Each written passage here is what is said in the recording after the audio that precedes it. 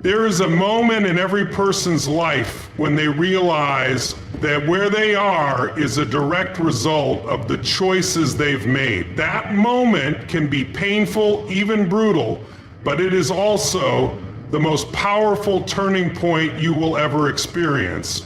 Because the second you take full ownership of your life, your successes, your failures, your circumstances, you unlock the power to change everything. Too many people go through life as passengers in their own story. They blame their upbringing, their past mistakes, the economy, their boss, their spouse, or the world around them for why they aren't where they want to be. And I get it, life isn't fair. Some people start with more advantages, some face obstacles that seem insurmountable. But let me tell you something.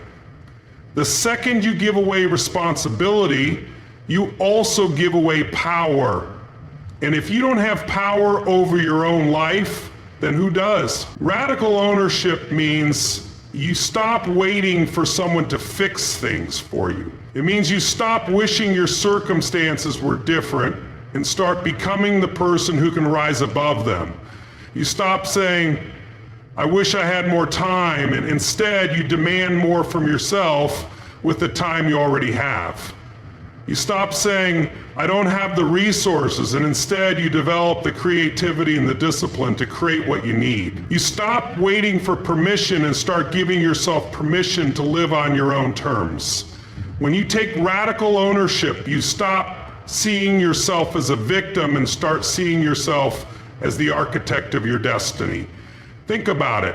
Every great success story starts with someone who refused to let their circumstances define them. The difference between those who rise and those who stay stuck is not intelligence, luck, or talent. It's the willingness to own everything in their life, the good, the bad, and the ugly. Maybe you're in a tough financial situation. Instead of blaming the economy, your job, or missed opportunities, ask yourself, what can I do today to change this? Maybe your relationships are broken. Instead of pointing fingers, ask, how have I contributed to this situation, and what can I do to fix it? Maybe you're not where you want to be physically, mentally, or emotionally. Instead of making excuses, decide I am responsible for the way I show up in my life, and I will take action. Radical ownership is not about shame or self-punishment. It's about liberation.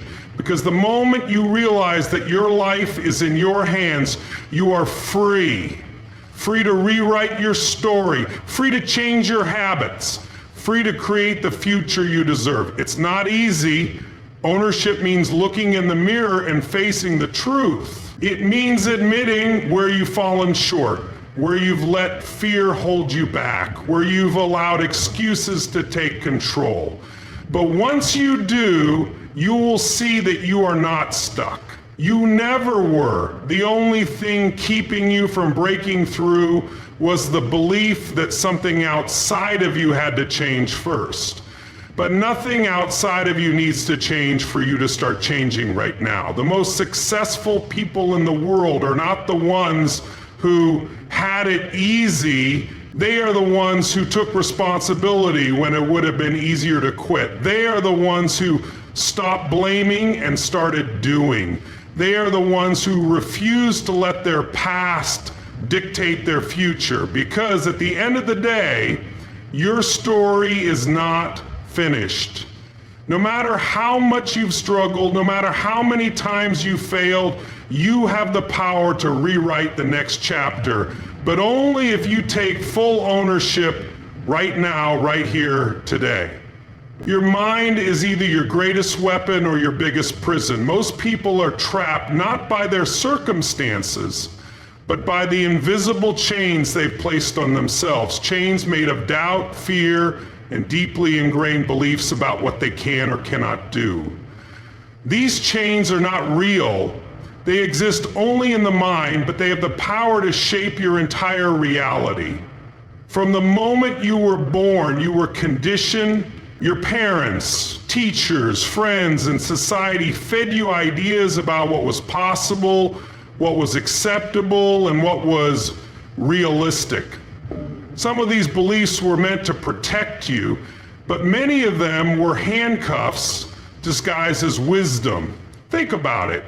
How many times have you stopped yourself from going after something because a voice in your head said, "That's not for people like me"? Maybe you grew up in a family where no one had money, and now you subconsciously believe wealth is for other people.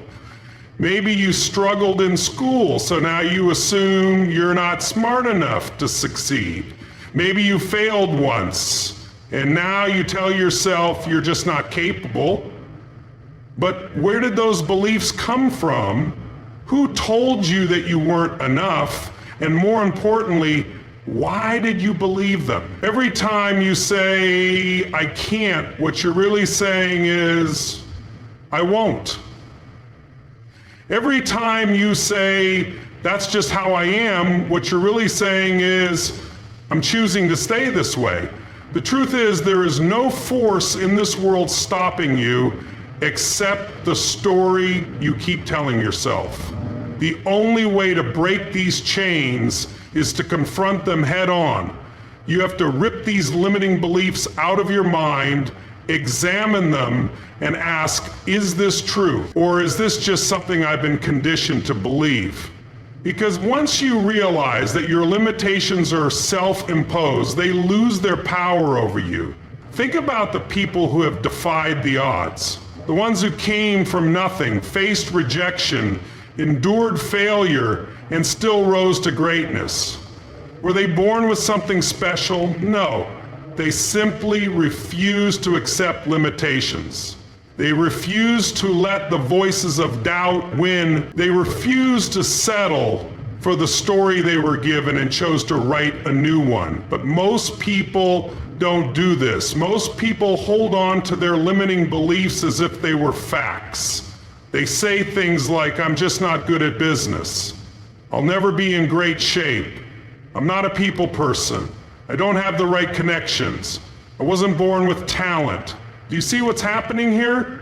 These are not facts. These are decisions. These are chains people have wrapped around themselves. And then they wonder why they feel stuck. But let me tell you something. Your mind will always find evidence for what you believe. If you believe you're not good enough, your brain will look for proof. Every mistake, every failure, every rejection, if you believe success is out of reach, you will subconsciously sabotage yourself to make that belief true. But the moment you change your belief, you change your life. When you decide that you are capable, you are strong, you are worthy, your brain will find evidence for that too. The way you see yourself will shift. The way you carry yourself will change. The way you take action will be completely different. Most people wait for proof before they believe. They say, "I'll believe I'm successful when I see the results." But it doesn't work that way. You have to believe first. You have to act as if success is inevitable. You have to train your mind to expect more from yourself before the results show up. Because the truth is, you were never weak. You were never incapable. You were never meant to live small. You've just been wearing chains that were never yours to begin with. And the moment you realize that, you take back your power. The world doesn't reward half-hearted effort. Success doesn't come to those who kind of try, who sometimes show up, who give just enough to get by. It belongs to those who go all in, who push beyond their limits, who burn their excuses to the ground, and who take relentless action every single day, no matter what stands in their way. Most people live their lives in a state of hesitation. They want success, but they only commit when it's convenient. They take action, but only when they feel motivated. They start strong, but the moment things get difficult, they back off, slow down, or worse, quit altogether. And then they wonder why they're not seeing results. The truth is, half-hearted effort produces half-hearted results. If you work out, most of the time, you won't be in peak shape. If you show up to your business when you feel like it, you won't dominate your industry. If you commit to your goals as long as it's comfortable, you'll never achieve anything worth talking about. Relentless action means you burn the boats. You remove the option of retreat. You stop dabbling and start dominating. You stop hoping things work out and start ensuring they do by taking action over and over until success is inevitable. There is a massive difference between interest and commitment. Interested people do what's easy. Committed people do whatever it takes. Interested people look for shortcuts. Committed people embrace the grind. Interested people say, I'll try. Committed people say, I will make it happen, no matter what. Look at the most successful people in any field. Athletes, entrepreneurs, artists, leaders.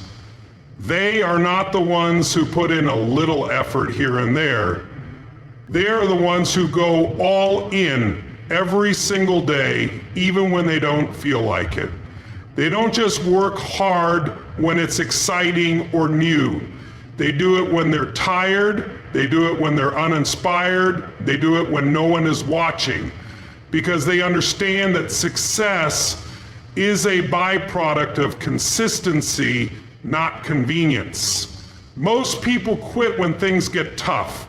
They start a business, and the moment they hit obstacles, they pull back, they set a goal, and when progress is slow, they lose interest. They commit to improving their health, but after a few weeks, they go right back to their old habits, and the cycle repeats, year after year, dream after dream. But the ones who break through, the ones who achieve the impossible, are the ones who refuse to back down. They face the same challenges, the same struggles, the same moments of doubt, but instead of stepping back, they step up. Instead of slowing down, they push harder. Instead of making excuses, they find a way. Relentless action is not about waiting for motivation. Motivation is temporary, it fades, it's unreliable. Discipline, on the other hand, is permanent.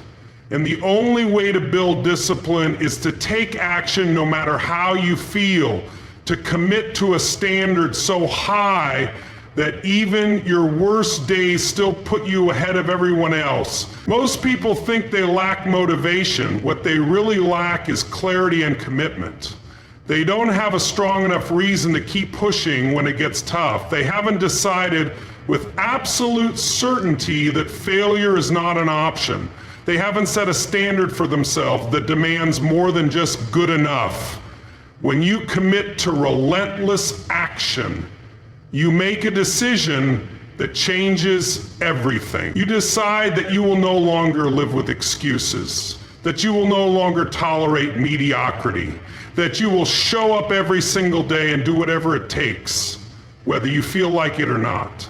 It's about turning yourself into the kind of person who follows through no matter what, who doesn't wait for permission, who doesn't waste time on distractions, who doesn't let emotions dictate effort. It's about becoming unstoppable. Because once you do, there is no limit to what you can achieve. Your life right now is a reflection of the standards you have accepted. Your health, your finances, your relationships, your level of success. All of it is a direct result of what you've decided is good enough for you.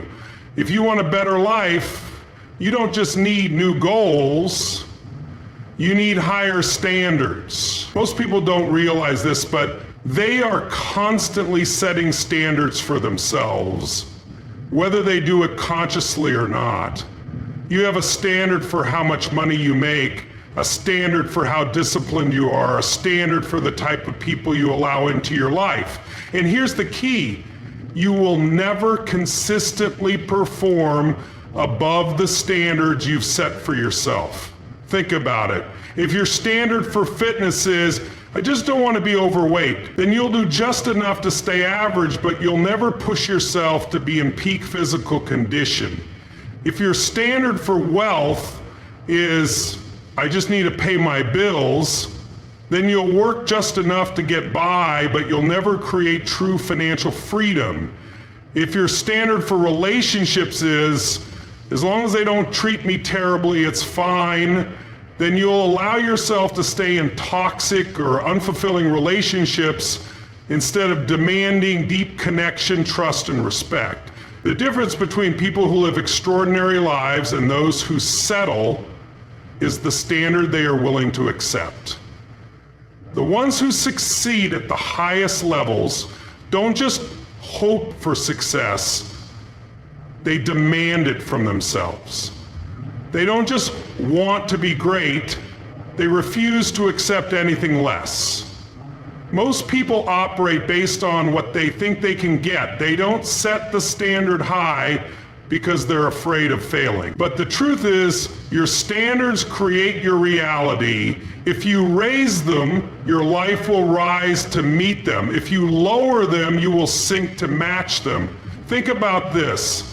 When someone says, I should start working out, do they actually do it? Maybe for a week or two, but then they fall back into their old habits. But when someone says, I will never allow myself to be out of shape again, something changes. It becomes part of their identity. It's no longer a wish, it's a standard. The moment you decide what is no longer acceptable in your life, your entire mindset shifts. If you decide that just getting by financially is no longer acceptable, you will start looking for ways to increase your income, invest, and create new opportunities. If you decide that feeling tired and sluggish every day is no longer acceptable, you will start prioritizing your health with a level of intensity you never had before. If you decide that negative, toxic people are no longer welcome in your life, you will start setting boundaries and surrounding yourself with those who uplift and challenge you. And here's the key. Raising your standards is not about what you say, it's about what you enforce. Everyone says they want success, but what are they actually doing about it? Do their actions align with what they claim they want? Because if your actions don't match your words, then your standard is just a wish. Look at the most successful people in any field. They don't tolerate excuses. They don't accept mediocrity from themselves. They don't just try their best. They demand the absolute best. Their success is not an accident. It's a direct result of the standards they refuse to compromise on. If you want to change your life, you must raise your baseline. Not what you'll do when you're motivated, not what you'll do when it's convenient, but the level of effort, discipline, and commitment that you will uphold no matter what. Some people say, but I'm just not that kind of person. No, you've just been accepting a lower standard for yourself. The good news, you can change it right now. The moment you say, this is no longer acceptable, your mind starts looking for ways to break past your old limits. Most people live their lives waiting for something to change, but nothing changes until you change. Until you make the decision that your old standards are no longer enough. Until you demand more from yourself and refuse to accept anything less. Your life is a direct reflection of the standards you set, the action you take, the beliefs you hold, and the ownership you embrace. If you want an extraordinary life, you must demand more from yourself. Break free from limiting beliefs. Take relentless action and own every aspect of your journey. Stop accepting mediocrity. Stop waiting for the perfect moment.